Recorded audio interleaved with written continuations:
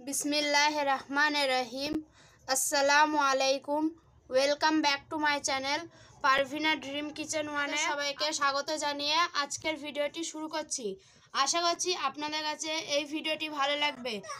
আজকের ভিডিওতে থাকছে স্কুলের সামনে যে আলু কাবলি মাখা পাওয়া যায় সেরকমভাবে আজকে আমরা আলু কাবলি মাখা করব। আমরা ছোটোবেলাতে স্কুলে যাওয়ার সময় যেরকম আলু কাবলি মাখা খেতাম ঠিক সেই রকমভাবে আজকে আলু কাবলি মাখা করব। আশা করছি আপনারা সেই রকম আলু কাবলি মাখার স্বাদটা পাবেন। তো ভিডিওটি একটু স্কিপ করবেন না, পুরো ভিডিওটি দেখবেন। তো চলুন দেখে নিই আমাদের আলু কাবলি মাখা করতে কি কি লাগছে। আমরা এখানে নিয়ে নিয়েছি 6 পিস মাঝারি সাইজের আলু। আলুগুলোকে প্রথমে সিদ্ধ করে নিয়েছি।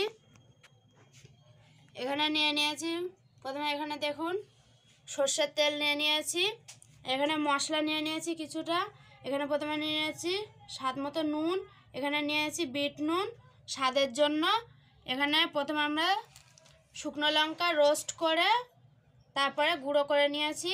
এখানে আমরা নিয়ে নিয়েছি জিরে গুঁড়ো, এখানে ধনিয়া গুঁড়ো, এখানে আছে লঙ্কা গুঁড়ো। এখানে কিছুটা কাঁচা ছোলা নিয়ে নিয়েছি, আপনারা চাইলে সিদ্ধ ছোলাও নিয়ে নিতে পারেন। এখানে নিয়ে নিয়েছি তেঁতুলের কাঠ, এখানে পেঁয়াজ কুচি আর আছে লঙ্কা কুচি। আলু কাবলিতে সবসময় ছোলার পরিমাণটা একটু বেশি রাখার চেষ্টা করবেন, এতে করে আলু কাবলির স্বাদটা ভালো লাগবে। আমরা এখানে 1 বাটি ছোলা নিয়ে নিয়েছি 6 পিস মাঝারি সাইজের আলুর জন্য। তো চলুন আজকের ভিডিওটি শুরু করছি। প্রথমে আমরা আলুগুলোকে পিস পিস করে কেটে নেব। দেখুন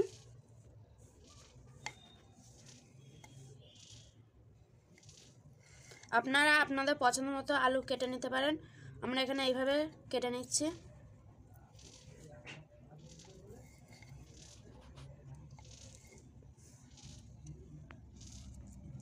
দেখুন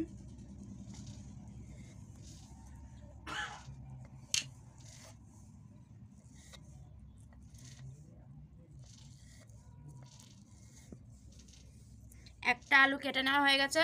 আমরা সবগুলো আলু এইভাবে কেটে নেব।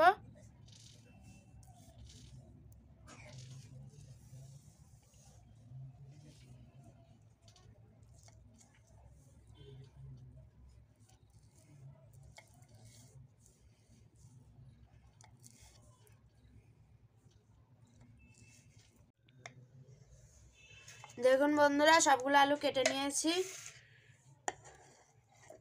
একটা বোলে তুলে নিচ্ছি। দেখুন আলুগুলো কেটে নেওয়া হয়ে গেছে।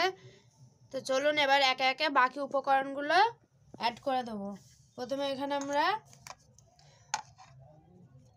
পেঁয়াজ কুচি, কাঁচা লঙ্কা কুচিটা অ্যাড করে দেব।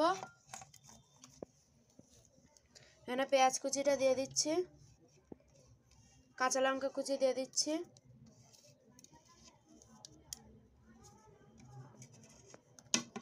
একে একে বাকি গুঁড়ো মশলাগুলো অ্যাড করে দেব। প্রথমে এখানে আমরা বিট নুন দিয়ে দেব। প্রথমে আমরা বিট নুনটা দিয়ে দিচ্ছি, লঙ্কা গুঁড়োটা দিয়ে দিচ্ছি, ধনে গুঁড়ো দিয়ে দিচ্ছি, জিরে গুঁড়ো দিয়ে দিচ্ছি, বানিয়ে রাখা চিলি ফ্লেক্স দিয়ে দিচ্ছি। এখানে স্বাদ মতো নুন দিয়ে দিচ্ছি, নর্মাল নুন। 1 বাটি ছোলা নিয়ে নিয়েছিলাম, দিয়ে দিচ্ছি।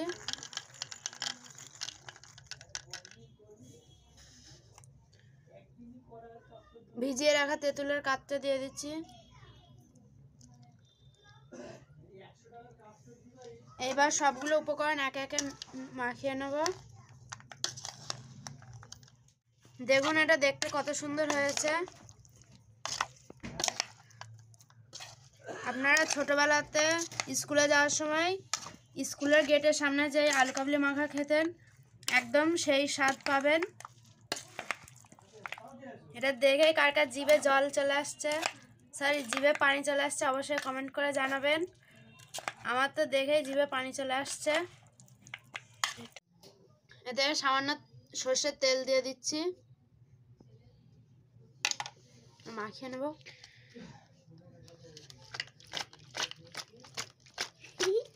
কত সুন্দর ফ্লেভার বার হচ্ছে। আপনারা অবশ্যই একবার এরকমভাবে আলু কাবলি মাখা করে দেখবেন। এতে তেঁতুল আর কাঁচা ছোলা কিংবা সেদ্ধ ছোলাটা একটু বেশিই দেবেন।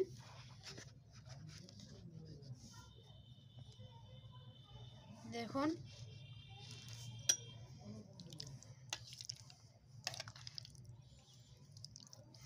এতে আপনারা চাইলে পাতিলেবুর রসও অ্যাড করতে পারেন কিংবা ফ্লেভারের জন্য গন্ধরাজ লেবুও অ্যাড করতে পারেন। এখানে আপনারা দেখার সৌন্দর্যের জন্য ধনেপাতা কুচি অ্যাড করতে পারেন, কিন্তু আমাদের কাছে অ্যাভেলেবেল ছিল না, ওই কারণে আমরা অ্যাড করিনি। এটা বেশি ঘাঁটাঘাঁটি করে মাখা যাবে না, না হলে আলু কাবলিটা আলু ভর্তা হয়ে যাবে।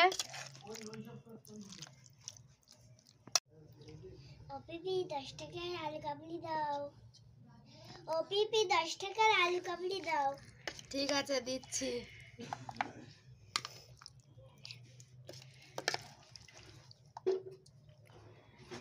দোকানে গেলে এতটা আলু কাবলি পাবে না। আচ্ছা দেখেছো, বাড়িতে মন ভরে খাও। আচ্ছা সত্যি বন্ধুরা, বাড়িতে আপনাদের মন পছন্দের টক জলও দিয়ে খেতে পারবেন, যেমন পছন্দ তেমন দিয়েই খেতে পারবেন। ছোলাটাও দেখুন কত সুন্দর লাগছে।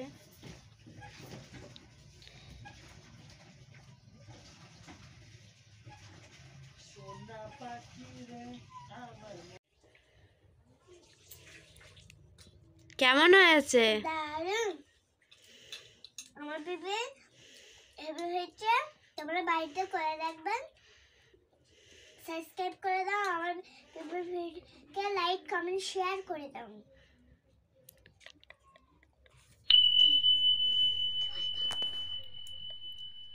টাটা।